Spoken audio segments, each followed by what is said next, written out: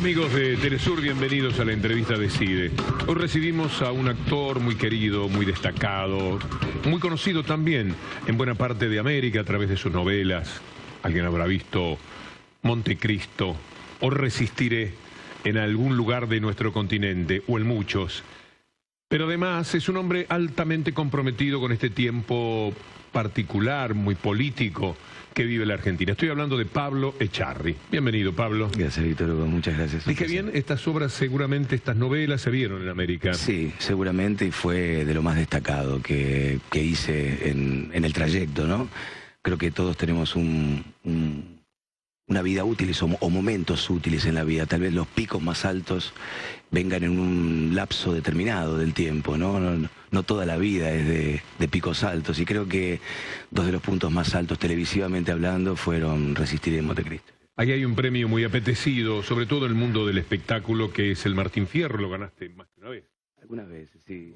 Sí, algunas veces, sí. Un reconocimiento al que todos valoramos lo que trabajamos en la televisión de una u otra manera, porque es un poquitito una cierta confirmación de que uno no ha equivocado el camino, ¿no? Por lo menos eso, y termina siendo un mimo como para seguir tirando hacia adelante, más allá de que los premios en realidad son solo eso, un mimo al alma, y no constituyen ningún tipo de ayuda extra, ¿no? Tenés una función muy importante en el mundo de los actores, una actividad gremial, podría decirse. ¿Cómo la definirías? Sí, la gremial es más trabajo del sindicato, ¿no?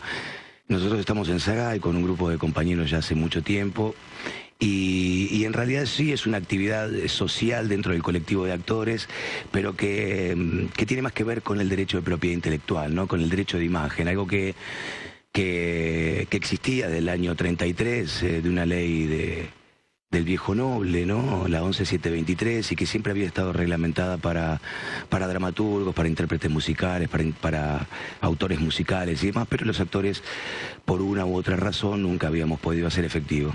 Vamos a ver cómo se llegó a hacer efectivo, pero cuando él dice el viejo noble, quiero aclararle a los amigos de Telesur, está hablando del fundador del diario Clarín, que tuvo esa actividad muy importante en esa década de los años 30, sí, que influyó, dejó una pista muy, pero muy valiosa, que ahora se ha recorrido en forma muy enfática. Muy valiosa y de vanguardia, ¿no?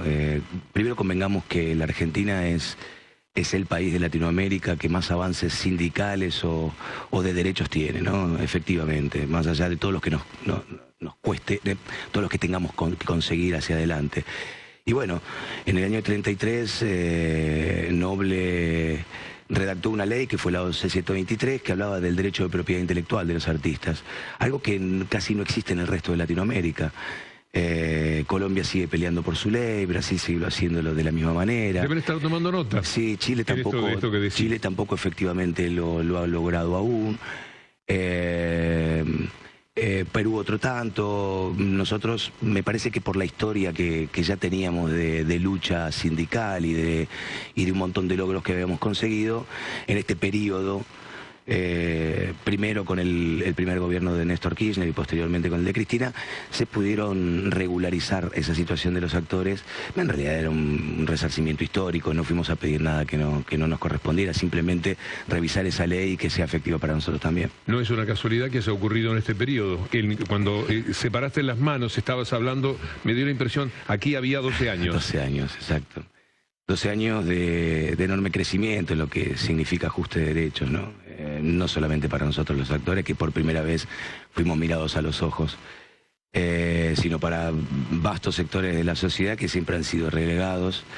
Y bueno, este periodo de 2 años nos ha mirado a la cara y nos ha hecho un poco más dignos que antes. Tu historia de hombre que ama la política y que lucha, aún comprometiendo su propia carrera, de alguna forma, ¿es de antes o es a partir de este periodo en el que fuiste comprendiendo ciertas cosas que te diste cuenta que eran afines con tu sensibilidad? Sí, definitivamente tuvo que ver con este periodo de, como hablábamos, de 12 años. Yo fui una víctima de la dictadura y del posterior neoliberalismo, ¿no? Que hablaba del vaciamiento de valores o del terror que significaba luchar por los ideales de cada uno. Por eso mi militancia vino tarde, o sea, vino después de los 40 años y desde ya que el despertar vino a través de la llegada de Néstor Kirchner, que nos ha hecho a los que no a los que no habíamos militado nunca, a los que no habíamos tenido ese compromiso o ese deseo de participar, nos ha hecho despertar, y a quienes sí lo han tenido les ha hecho volver a revivir, ¿no? Y a darse cuenta que la política es la herramienta más maravillosa que tiene el ser humano como para vivir cada vez un poco mejor. Así que bueno, fui un ausente de la política, descreyendo de los políticos, creyendo que la política era sucia, que, bueno, me lo habían inculcado sistemáticamente. Nosotros creíamos que de casualidad, y nada de eso era así, ¿no? Fue una estrategia inteligente de los poderosos de siempre. ¿Cómo describirías tu acceso a ese mundo que fue pasando en vos? Creo que tuvo que ver con el no haber llegado a los años donde corresponde comenzar con la militancia, que tiene que ver con los años muy tempranos, ¿no? Pasaba y iba por el Parque de la Memoria, ahí en la Costanera, y veía las edades de los chicos que habían desaparecido, ¿no? Y eso creo que es una de las cosas más impactantes. Son chicos de 15, 16, 17, 25 años. Casi la mayoría no llegaban a los 30. Salvando de que a mí no apareció de esa forma, creo que vino con la adultez y con el haberme constituido en padre de familia y darme cuenta que la carrera que yo impulsaba, ese deseo de actuar, de ser reconocido y aceptado, estaba entrando en un perfecto segundo plano a la hora de compararlo con las necesidades de expresión ideológica. Me empecé a dar cuenta que el expresarme ideológicamente y defender mis propios intereses era mucho más importante que subirme a cualquier tabla o hacer cualquier película, aunque sea con el director más afamado o el mejor personaje, o ganar la mayor cantidad de dinero o el premio que sea. Entonces estamos hablando de algo humanamente muy fuerte. Sí, atraviesa. Me parece que cuando llega a los que le llega, los atraviesa y no los deja indiferentes, no pueden ya volver atrás, y se dan cuenta que esa necesidad de expresar, y no solamente de expresarse por la necesidad de expresarse en sí, sino porque la expresión, lo que uno expresa, es la defensa de sus propios intereses y de su propia familia. Entonces empecé a entender que era aquí y ahora, y que no había que perder más tiempo, inclusive con el peligro de poder recibir algún tipo de represalia o no ser bien visto por una cantidad de espectadores o de telespectadores o de concurrentes al teatro o al cine. Hiciste algo, Pablo, que exige una enorme valentía, que es romper con la pertenencia, con la cómoda pertenencia al amor de la gente que ama al galán, al actor, y que por supuesto no es considerado prima facie como una persona políticamente comprometida. Entonces, sí, hay una pertenencia social a la que poco a poco uno se da cuenta que renuncia en un caso como el tuyo. Enhorabuena. Enhorabuena por todo lo que se descubre, porque uno también descubre la fuerza de acción que puede llegar a tener. Cuando se pierde el miedo, o al menos se relativiza y se colocan los fantasmas con el tamaño que esos fantasmas tienen, creo que uno logra algo muy preciado que tiene que ver con la libertad, ¿no? En todo sentido. El poder expresarse sin sentir miedo de ese miedo profundo.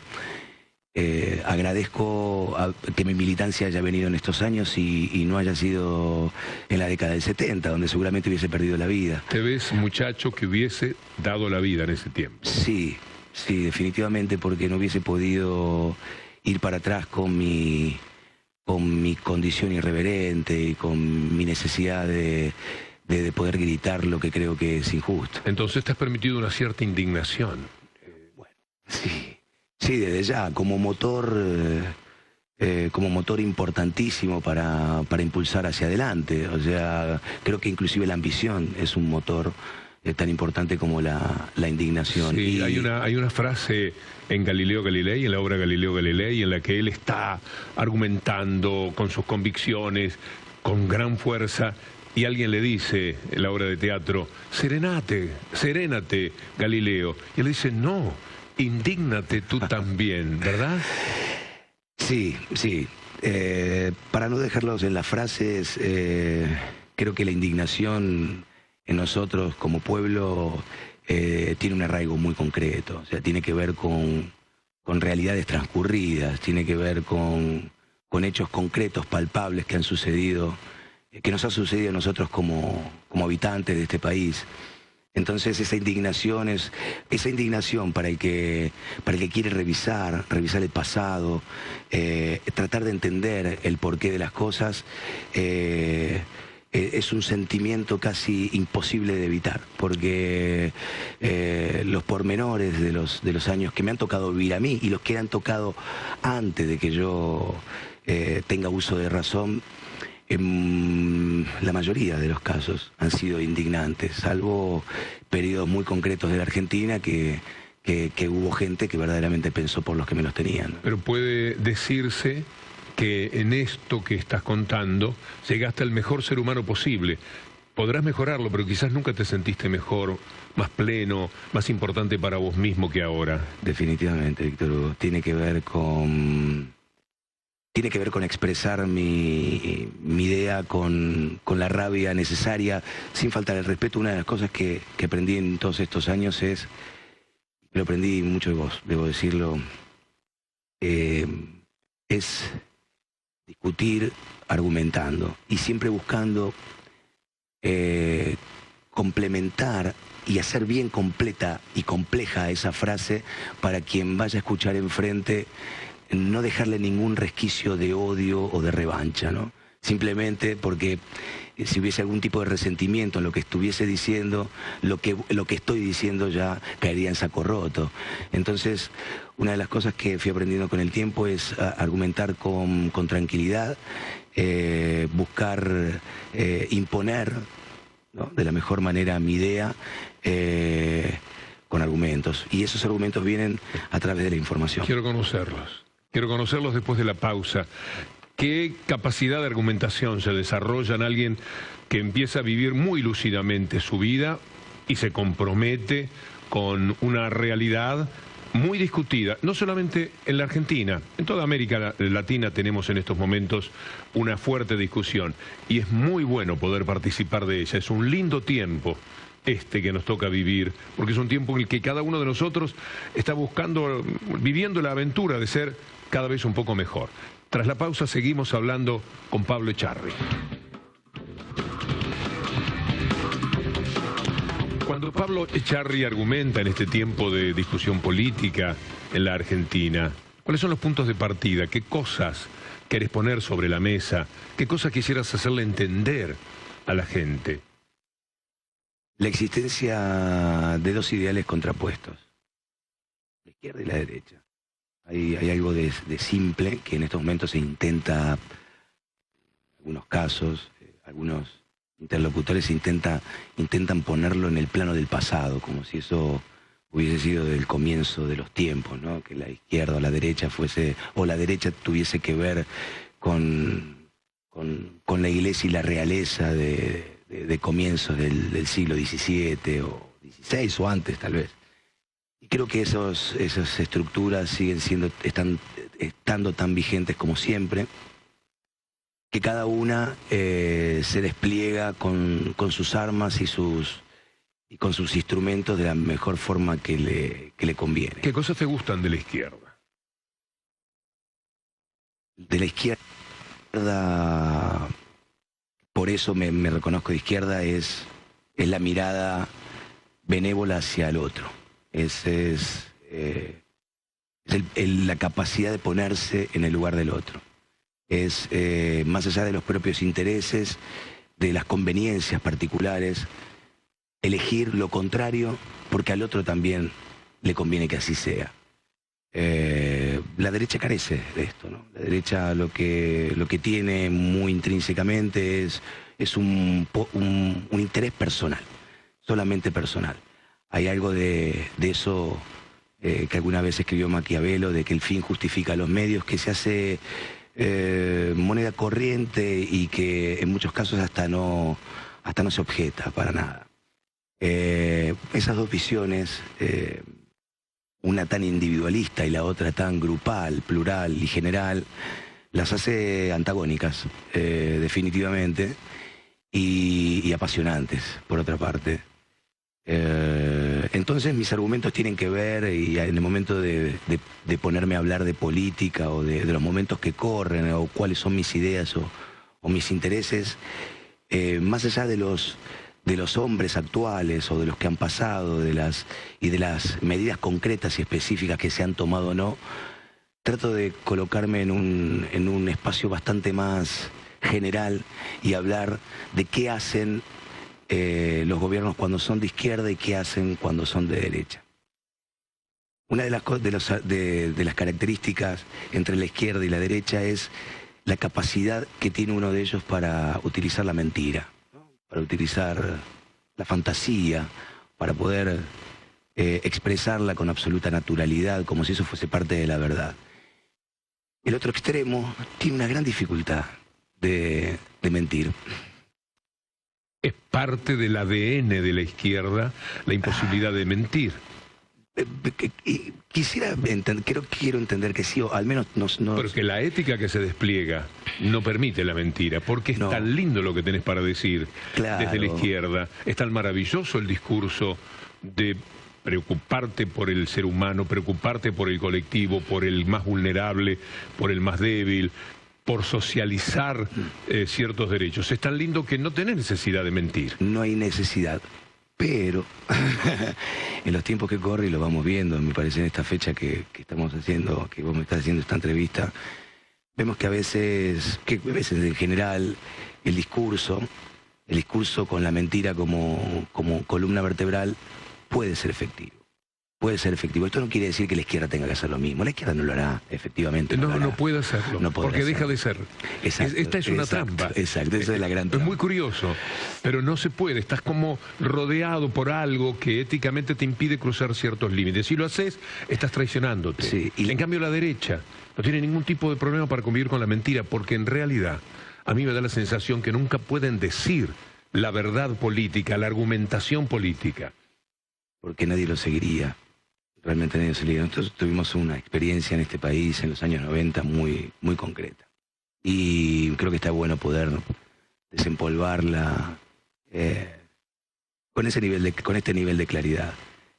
Una de las cosas que utilizó en ese momento, que la mayoría de nosotros no sabíamos, era la derecha peronista, porque se ha transformado en un peronismo de derecha, ¿no? Así tan amplio y tan vasto como es ese movimiento. Utilizó las mentiras más flagrantes para conseguir el objetivo, y luego se desdijo, así claramente, sin ningún problema, ¿no? Y sin solución de continuidad. Lo hemos padecido, y lo hemos padecido durante muchos años, y hemos padecido lo peor de eso. Porque en ese momento, cierto sector, los más privilegiados, yo lo era, no perdíamos. Al contrario, hasta nos podía venir algún beneficio de un tipo de cambio equilibrado, algún 1 a 1 como para poder viajar sin restricciones, creyéndonos que éramos del primer mundo, sin serlo. Yo digo que soy un ingrato con ese tiempo de Menem, que es de quien estamos hablando, porque quienes estaban bien se consolidaban, viajaban y disfrutaban. El drama era lo que había alrededor. La desolación de la falta de trabajo de millones de personas, de la falta de futuro de los jóvenes hijos de esos millones de desocupados. Era pavoroso lo que ocurría. Y la destrucción espantosa del tejido social después de una continuidad de 10 años de esas prácticas. Por eso, los 10 años de menemismo podían para cierto sector ser fulgurantes. Lo que en ese momento se silenciaba porque...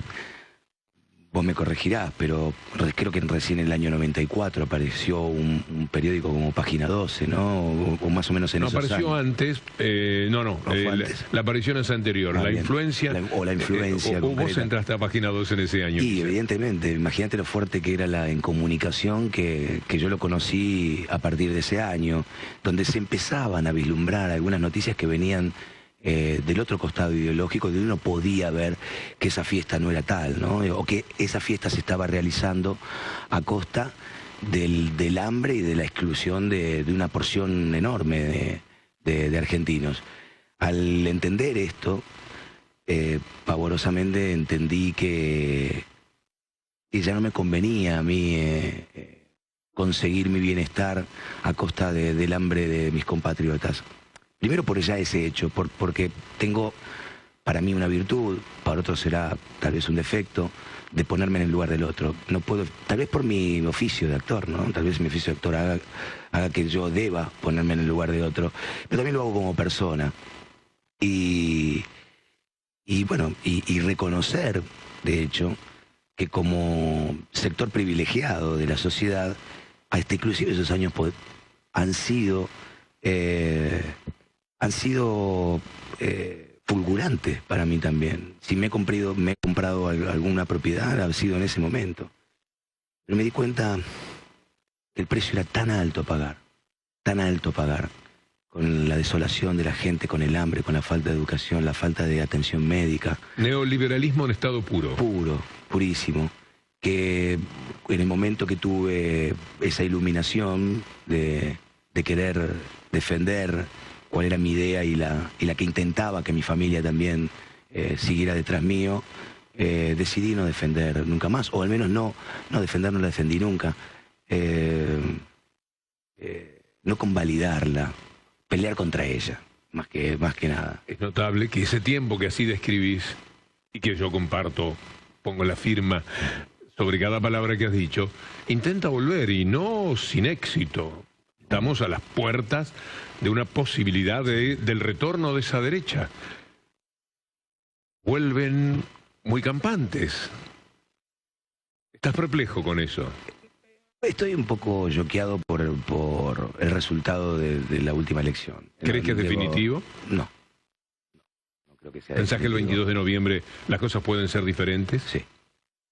Sí, definitivamente. Creo que cuando el embudo más se angosta y cuando se hace más fino ese agujero para pasar, hay una gran porción de la sociedad que va a entender esto que estamos charlando vos y yo. Esta diferencia de ideologías, más allá de lo que se exprese y lo que se discurse, en realidad encierran medidas como las encierra la izquierda de solventar el mercado interno, de ayudar a los que menos tienen, de generar una línea de subsidios y de apoyo para que cierta parte segregada de la sociedad por lo menos esté a la altura de lo mínimo indispensable que puede tener. La derecha definitivamente va a utilizar las recetas de siempre. Tal vez obnubilados con este deseo de conseguir dólares y de conseguir inversiones extranjeras para ese desarrollo del país, lo que lograremos detrás de esos dineros que entrarán serán unas siglas que nosotros definitivamente habíamos creído sacarnos de encima, que son las del Fondo Monetario Internacional. El Fondo Monetario Internacional va a volver, definitivamente, una vez más. Volverá a la Argentina en el caso de que la derecha gane. Y si eso es así, creo que debemos hacernos realmente muy fuertes, debemos ver cuáles son los errores que hemos cometido profundamente, hacer una autocrítica muy profunda, porque con todos los ajustes de derecho y con todo lo que se ha construido y reconstruido en la Argentina estos últimos años, creo que lo que deberíamos revisar es la cuestión comunicacional, ¿no? La derecha miente. La izquierda no puede hacerlo, porque dejaría de serlo, como vos decís. Creo que habría que encontrar una forma de comunicarle a la gente, no jugar con las mismas armas de la derecha, pero tal vez no sentirnos tan seguros de que lo hecho y lo realizado nos va a representar y nos va a hacer el campo liso para que esa transformación sea in eternum, ¿no? El juego político, más allá de vivirlo, hay que comunicarlo.